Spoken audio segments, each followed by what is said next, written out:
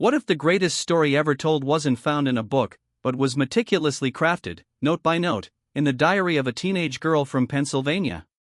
What if a kingdom, built on teardrops and guitar strings, could be stolen, and the only way to get it back was to build it all over again, but this time, make it indestructible? This is the story of a girl who was told to sit down and be quiet, so she stood up and built an empire so loud it could never be ignored. Welcome, travelers, to Star's Tale, the place where we chart the constellations of fame and uncover the epic sagas hidden behind the brightest lights. Settle in, because today we are unraveling the intricate, breathtaking, and often brutal tapestry of a modern legend, a woman who didn't just play the game, she redesigned the entire board. This is the story of Taylor Swift. Every myth needs a beginning, a quiet, fertile ground from which the extraordinary can sprout, and for Taylor Allison Swift, born on December 13, 1989, that ground was a Christmas tree farm in Wyomissing, Pennsylvania. It sounds like the opening line of one of her own songs, a picturesque setting for a storybook childhood, and in many ways, it was. With a father, Scott, in finance, and a mother, Andrea, who had left a career in marketing to raise her and her younger brother, Austin, Taylor was surrounded by a foundation of unwavering support. But within this idyllic frame, a different world was being built, a world inside the mind of a young girl who felt everything with a seismic intensity. She was a creature of words from the very beginning, a poet long before she was a musician. In the 4th grade, she won a national poetry competition with a piece titled Monster in My Closet, an early, haunting glimpse into her innate ability to transform internal fears into external art.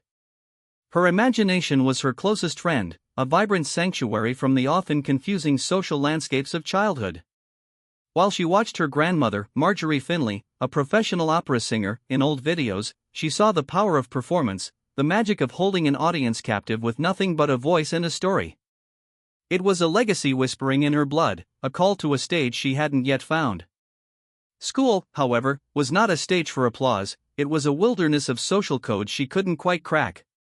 She was lanky, earnest, and her passions, Shania Twain, the Dixie Chicks, and writing endlessly in her journals, set her apart. This feeling of being an outsider, of pressing her face against the glass of a party she wasn't invited to, became the single most important catalyst of her life. The ache of adolescent loneliness, a feeling so universal yet so isolating, became her muse. While others were learning social graces, she was learning to translate rejection into rhythm, longing into lyrics. Her bedroom wasn't just a room, it was a laboratory of emotion. With a guitar, a gift from her parents after she saw a musician on TV, she began her experiments. At just 12 years old, she taught herself a few chords and, almost immediately, the dam of stories inside her burst. She wrote her first song, Lucky You, and with it, a sense of purpose crystallized with a clarity that was unnerving for someone so young. She knew, with the certainty of a prophet, that her destiny was not in Pennsylvania. It was in Nashville, Tennessee. Imagine the scene, an 11-year-old girl, presenting a meticulously thought-out business plan to her parents, not for a lemonade stand, but for her entire future. She needed to go to Music City. On that first trip with her mother, she was a tiny force of nature, armed with a demo CD of karaoke covers. She walked the length of Music Row, knocking on the doors of colossal record labels, a small girl with an impossibly big dream. She'd hand her CD to receptionists, the gatekeepers of her future, and introduce herself with a precocious confidence. Hi, I'm Taylor. I want a record deal. The industry, of course, was not built for prodigies with karaoke CDs. The rejections were swift, polite, and soul-crushing. She was too young. Everyone in Nashville wanted the same thing. But one executive, in a moment of dismissive honesty, gave her the key that would unlock everything. He asked her, in essence, what made her different. Taylor realized in that moment that being a great singer wasn't enough. She had to be undeniable. The songs couldn't be anyone else's, they had to bleed her own story. She returned to Pennsylvania not defeated, but armed. Her focus sharpened into a laser beam. She practiced guitar until her fingers were raw, the pain a testament to her dedication. She filled notebook after notebook, her handwriting a frantic scrawl of overheard conversations, fragments of poetry, and the raw, unfiltered emotions of being a teenager. The boy named Drew who never looked at her became Teardrops on My Guitar. The dizzying joy of a first date became our song. She wasn't just writing songs, she was building an arsenal. Her ambition was a gravitational force, and it pulled her entire family into its orbit. In an astonishing act of faith and sacrifice, when Taylor was 14, the Swifts relocated their entire lives to Hendersonville, Tennessee. They were betting everything on their daughter's dream, a pressure that could have crushed a young artist, but instead, for Taylor, it was like oxygen. Now, in the heart of the industry that had once rejected her, she immersed herself. She took every co-writing session she could get, learning the craft from seasoned veterans. She played in any bar, cafe, or showcase that would have her voice often cutting through the clatter of beer mugs and indifferent chatter. And then came the night at the Bluebird Cafe, a venue so steeped in songwriting history you can practically feel the ghosts of legends in the walls. In the audience was a man named Scott Borchetta, an executive on the verge of launching his own independent label, Big Machine Records. He didn't just see a teenage girl with a guitar. He saw a storyteller. He heard lyrics so specific, so honest, that they felt universally true. He saw the future. Shortly after, at just 15 years old, Taylor Swift became the first artist signed to his new label. The girl from the Christmas tree farm had finally found a place to plant her roots. When her self-titled debut album arrived in 2006, it felt less like a record and more like a secret diary passed around a high school hallway. It was country in its instrumentation, but its soul was something else entirely. It was the unfiltered voice of teenage girlhood, a perspective largely absent from the mainstream. The lead single, Tim McGraw, was a masterstroke of meta-narrative, a song about a song cementing a memory, a perfect introduction to an artist whose entire career would be built on the act of remembrance. An entire generation of young women heard themselves in her music for the first time. They knew the boy in the pickup truck, they knew the feeling of screaming a song at the top of their lungs with their best friend. Our Song, a track she'd penned for a high school talent show, became her first #1 hit, making her the youngest person to ever single-handedly write and perform a chart-topping country song. She wasn't just a star, she was a spokeswoman for a silent majority of dreamers and wallflowers. But if her debut was the spark, her 2008 sophomore album, Fearless, was a supernova. This was the moment she transcended genre and became a global force. Fearless was an album of sweeping romanticism and cinematic scale. Love Story took Shakespeare, stripped it of its tragic ending, and rewrote it as the ultimate teenage fantasy, a fairy tale in 4 minutes that became an international anthem. You Belong With Me was the perfect ode to the underdog, its music video a cultural touchstone that cemented her image as the relatable, slightly nerdy best friend who you rooted for. The album was a commercial juggernaut and a critical darling, becoming the most awarded country album in history. The culmination of this meteoric rise came in 2010 at the Grammy Awards. A 20-year-old Taylor, her face a perfect portrait of disbelief, accepted the award for Album of the Year, the industry's highest honor. She had done it. The girl writing songs in her bedroom had conquered the music world. But in the grand epic of any star's tale, a moment of supreme triumph is often shadowed by a trial by fire. And Taylor's was about to be broadcast to the world. At the 2009 MTV Video Music Awards, a year prior to her Grammy win, she stood on stage, 19 years old, clutching the award for Best Female Video. In the midst of her breathless, joyful acceptance speech, a figure walked onto the stage. Kanye West took the microphone from her hands, a gesture of shocking violation, and declared that Beyoncé's video should have won. The world watched as the light drained from Taylor's face, replaced by a fragile, stunned confusion. The crowd's boos were a chaotic soundtrack to a moment of public humiliation. In that instant, the narrative of her life was violently wrested from her control. She was no longer just the talented prodigy, she was cast as the victim in a drama she never auditioned for. The incident became a pop culture vortex, spawning think pieces, debates, and memes. It was her brutal introduction to the darker side of fame, where your life story is no longer your own, but a commodity to be debated and defined by strangers. Many would have retreated, but Taylor Swift's response mechanism was already hardwired. When attacked, she doesn't lash out, she writes. Her 2010 album, Speak Now, was her direct, meticulously crafted rebuttal. The title was a declaration of intent. And to combat the insidious whispers that a young woman couldn't possibly be the architect of her own success, she made a decision of breathtaking audacity. She wrote the entire album, every single song, alone. It was a creative and political statement. The song Mean was a direct shot at a harsh critic, but its banjo-driven melody and message of perseverance turned it into a universal anti-bullying anthem. And then there was Innocent, a song she performed at the following year's VMAs, a moment that felt heavy with unspoken meaning. It was a song of grace, seemingly offered to the man who had humiliated her, but it was also a eulogy for a part of herself that was gone forever. She was learning to wield her songwriting not just as a tool for connection, but as a weapon for reclamation. The world was beginning to see a pattern. Life would happen to Taylor Swift, and she would process it, distill it, and sell it back to the world as a perfectly polished piece of art. Her life and her music were becoming inextricably linked, a feedback loop of experience and expression. The princess was discovering the power of her pen, and it was sharper than any sword. As an artist, to stand still is to fade away. Her 2012 album, Red, was the sound of an artist in brilliant, chaotic motion. It was not a cohesive album, it was a beautiful mess, a scrapbook of a tumultuous relationship that explored every shade of love and loss. She described the emotions as being on the red spectrum, the burning passion, the fiery jealousy, the searing heartbreak.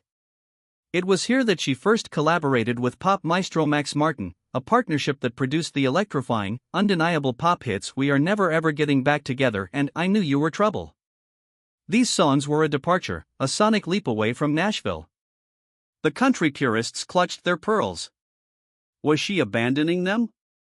But just as the world was ready to label her a pop sellout, the album offered up its secret heart, All Too Well. A 5.5-minute ballad that was never a single, it became her magnum opus, a sacred text for her fanbase. With lyrics so visceral and specific, a forgotten scarf, a drive upstate, dancing in the refrigerator light, it felt less like a song and more like a memory you didn't know you had. It was proof that no matter how slick the pop production became, the core of her art was still a girl in a room, meticulously dissecting a feeling until she found its universal truth.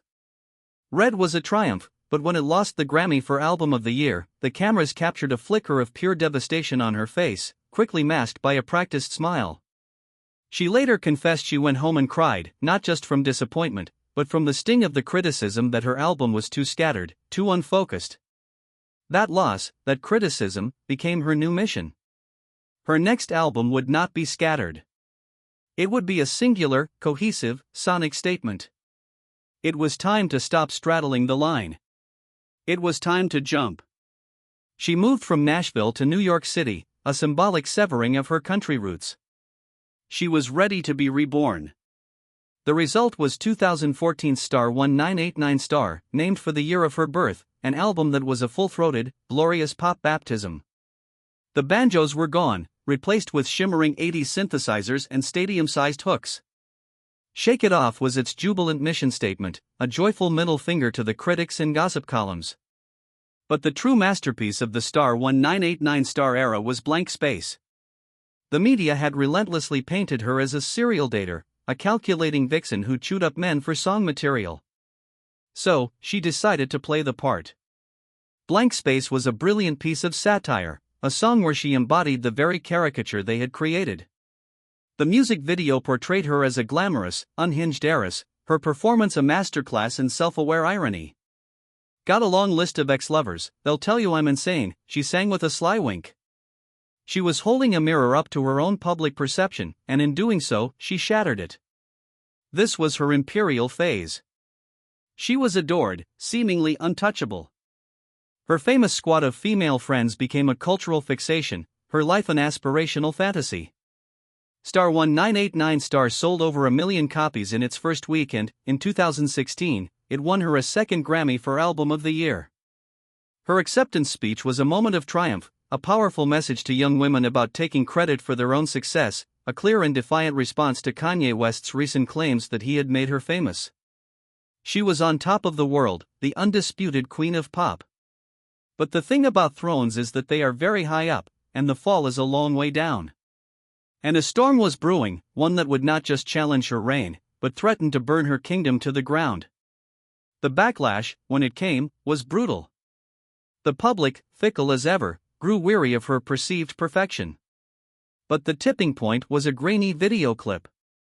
In the summer of 2016, Kim Kardashian, Kanye West's then-wife, released edited snippets of a phone call between Taylor and Kanye on Snapchat. The clips appeared to show Taylor approving the controversial lyric, directly contradicting her public statements. In the court of public opinion, the verdict was instantaneous and merciless. She was a liar. A manipulator. A snake. The snake emoji flooded her social media comments, a relentless digital assault. The hashtag Taylor Swift is over party trended globally. In a single night, the narrative she had so painstakingly controlled was incinerated. The girl next door was now the villain of the story. And so, the world's biggest pop star did the most radical thing imaginable in the 21st century, she disappeared. For a full year, she vanished from public life. No interviews, no red carpets, no social media. The silence was deafening. Had they broken her? Was her career truly over? Then, in August 2017, her digital presence was wiped clean. Her accounts were blacked out. 3 days of digital silence, and then, a single cryptic video, a glitching, menacing snake. She wasn't hiding from the insult, she was wearing it as armor. The first single, Look What You Made Me Do, was a gothic, electroplash anthem of vengeance. The old Taylor can't come to the phone right now, she declared. Why? Oh, 'cause she's dead. The accompanying music video was a feast of symbolism, a direct confrontation with every criticism ever leveled against her. She crawled from a grave marked with her own reputation, sat on a throne of serpents, and ended the video with a lineup of all her past personas, mocking each other with her critics' words.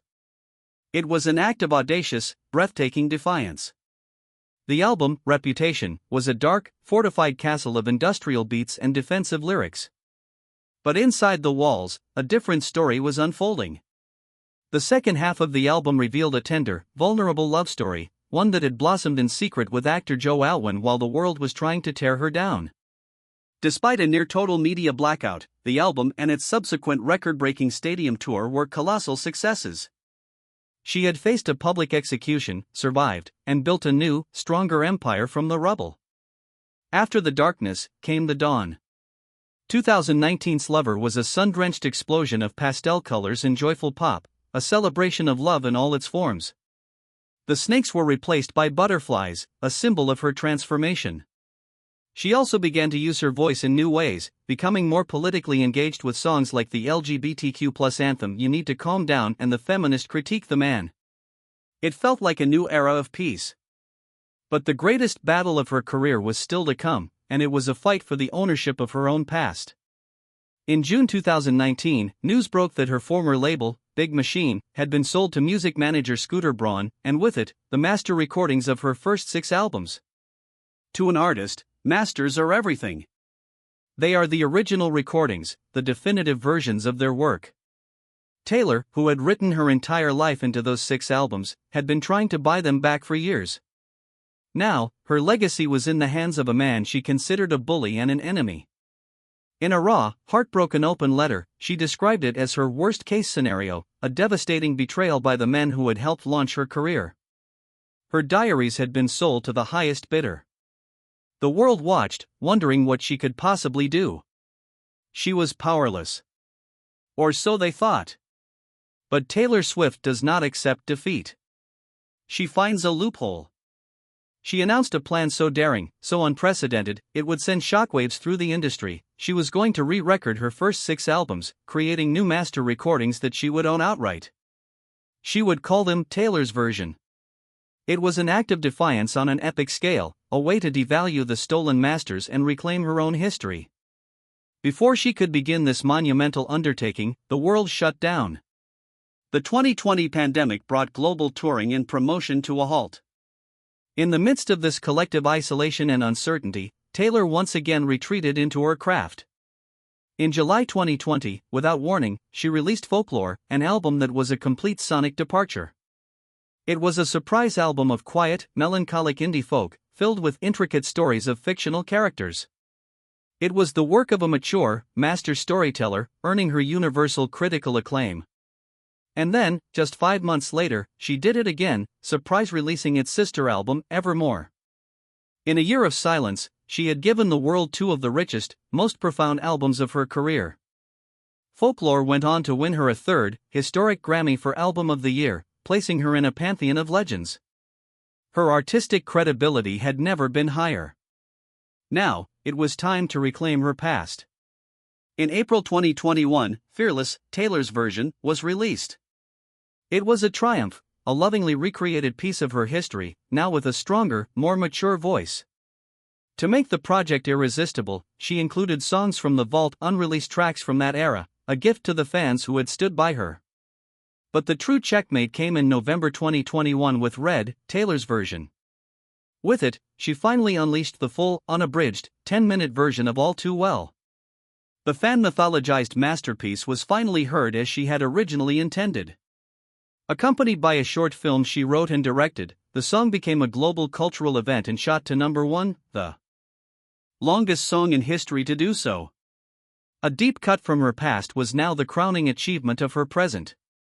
She wasn't just re-recording her past, she was amplifying it, making it more powerful than it had ever been.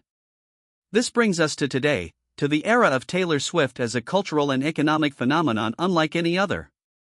Her 2022 album, Midnights, broke nearly every record imaginable, making her the first artist in history to occupy the entire top 10 of the Billboard Hot 100 chart. This was the prelude to her current global victory lap, the Eras Tour, a 3.5-hour spectacle that journeys through every chapter of her career. The tour is not just a concert, it's a cultural pilgrimage. Its economic impact is so massive it's been nicknamed Swiftonomics and has been noted by national banks. She has become a force that can literally shake the ground and influence economies. Her public persona is now that of a beloved and respected titan, a brilliant businesswoman, a talented director, and a generational songwriter. Her relationship with NFL star Travis Kelce is followed not with tabloid cruelty, but with a kind of collective joy, as if the world is happy to finally see the protagonist of so many sad songs get her happy ending, unapologetically and in the public eye. So what does the future hold for a star that has already burned so brightly? The re-recordings will be completed, with Reputation, Taylor's version, promising a moment of ultimate catharsis. There will be new music, new artistic directions, perhaps even a feature film. Her legacy is already secure. She is the artist who taught a generation about the importance of owning your work, who demonstrated that vulnerability is strength, and who proved that the most powerful thing in the world is a well-told story. The challenge now is one of altitude. When you've reached the summit, where do you go? But if we have learned anything from the tale of Taylor Swift, it is that she is always the one drawing the map. She is the poet from the Christmas tree farm, the girl who turned her scars into stars, the mastermind who saw the ending long before the story had even begun. She didn't just build a career, she authored a legend, one verse at a time. The story of Taylor Swift is a testament to the enduring power of writing your own ending, of picking up the shattered pieces of your narrative and rebuilding it into a castle. What part of her story resonates most with you, and which of her songs feels like it was written just for you? Share your thoughts in the comments below, I truly want to read them. And if this tale moved you, please give this video a like and subscribe to Star's Tale for more journeys into the heart of fame. Thank you for listening.